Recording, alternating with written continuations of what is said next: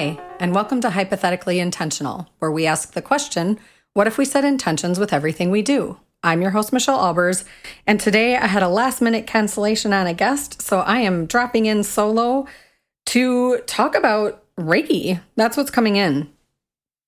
So my intention is to record this podcast while I'm in Reiki. So Reiki has been this fascinating journey for me in that I started in a place where I wasn't really sure how I felt about it. I wasn't sure it aligned with my spirituality or my faith. I had a lot of fear, I think, if I'm being honest with myself and you. And over time, I don't know, it just kept being placed in front of me, and I kept getting this call to take classes.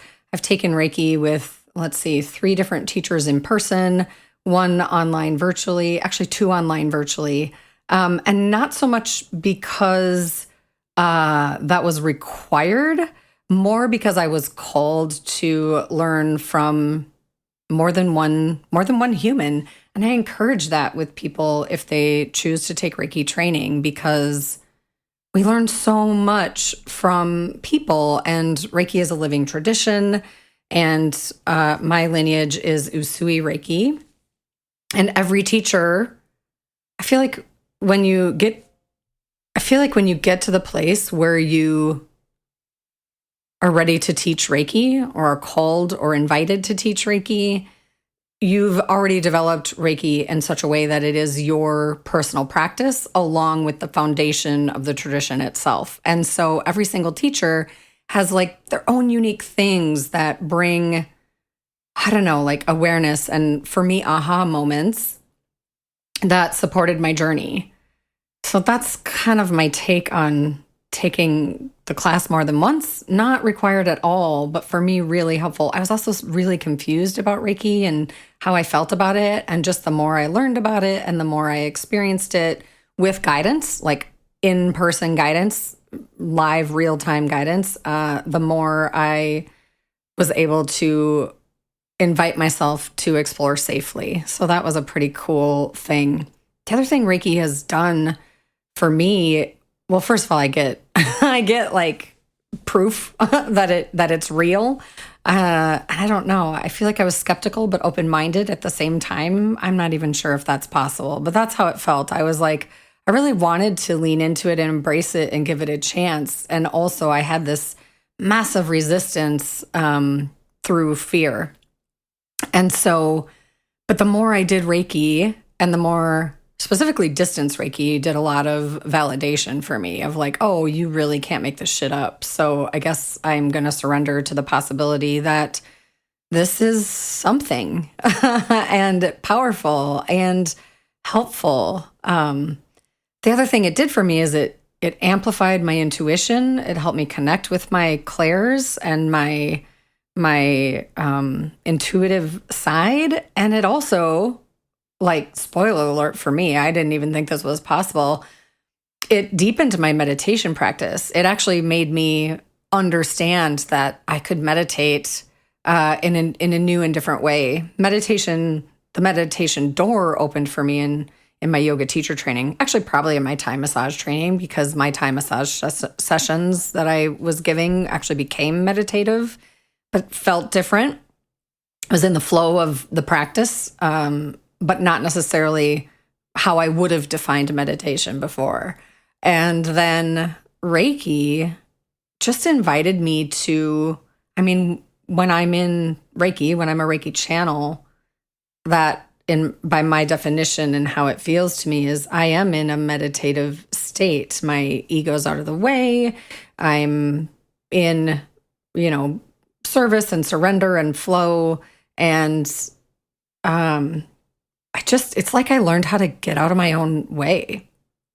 And I'm sure it was a blend of all these things, but I think I'm here to say, I'm really excited about embracing teaching. I'm opening Reiki trainings back up again. And I'm just here to say that if you're called to find support in your personal practice, I feel like right now that is such an important thing. And I'm being really mindful about how do I plug in? How do I stay grounded and consistent? Because I'm a space holder and I need to be really mindful of how I'm showing up because the energy these days is challenging and frustrating and really easy to lean into fear, and for good reason. And I feel like to be consistent and grounded in my own personal practice, and then to offer not only space holding, but also practices that can support others on their journey is part of my purpose. And it feels really ridiculously important right now. And I'm not here to say, come study with me or anything like that. I'm here to say, if you're feeling like you need something more, like there's something else out there for you that could support you in the most challenging times, whenever those are for you, consider the possibility that there might be something out there that actually helps, even if you are resistant to it at first. I'm not even claiming it has to be Reiki, but for me, Reiki, I just feel like that was the thing out of all my practices. Thai massage, Zen Tangle, Reiki, well, Thai massage, Zen Tangle, yoga, and then Reiki. Reiki was absolutely the thing that I resisted the most, and now I'm teaching it. So if you're feeling really defeated or depleted or disconnected or alone, sometimes it's easy to feel alone when chaos is happening. Seek something, anything, whether it be community. That's the other piece that Reiki has offered me, is community and connection with people who get it, and who are really actively seeking ways to support themselves and others. And I think when we look at the me and the needs of ourselves, we can then flip that M upside down and serve for the we. And I feel like it has to go in that order for it to be sustainable.